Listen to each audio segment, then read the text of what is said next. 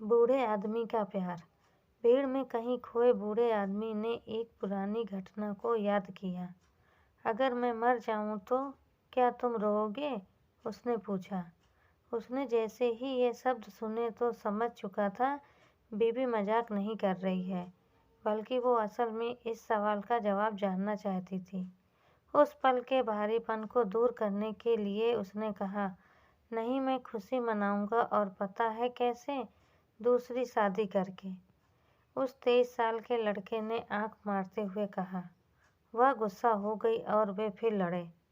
वह उससे इतना प्यार करता था कि इन मूर्ख सवालों को जवाब न देकर सीधा अनदेखा कर दिया करता था।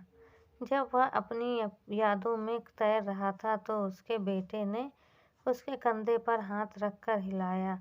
अतीत से उनके विचारों की ट्रेन अचानक बंद हो गई थी और वह वर्तमान के स्टेशन पर पहुंचे। वह होश में वापस आ गए और पूछा, हाँ बोलो। आप अब बूढ़े हो गए हो, अपने आप पर दबाव मत डालो। हमारे साथ आने के बजाय मेरा सुझाव है कि आप अपने कमरे में ही कुछ आराम करें, उनके बेटे ने कहा। ठीक है, बूढ़ा आदमी सहमत हो गया। बूढ़ा आदमी अपनी पैदल चलने वाली छड़ी का उपयोग करके अपने कमरे में वापस चला गया।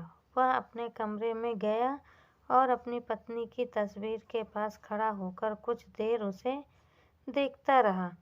62 वर्षों से एकजुट होने के बाद वह अपनी आत्मा का एक हिस्सा खो गया था।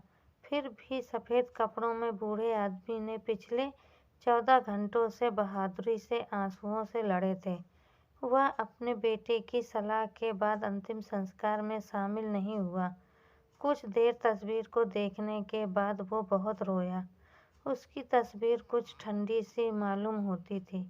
वो चिल्लाया और ऐसा रोया जैसे वो पहले अपने जीवन में कभी नहीं रोया होगा। अपनी छाती के पास उस को जकड़ कर रख लिया। वो अकेला था, सिर्फ अकेला ही था।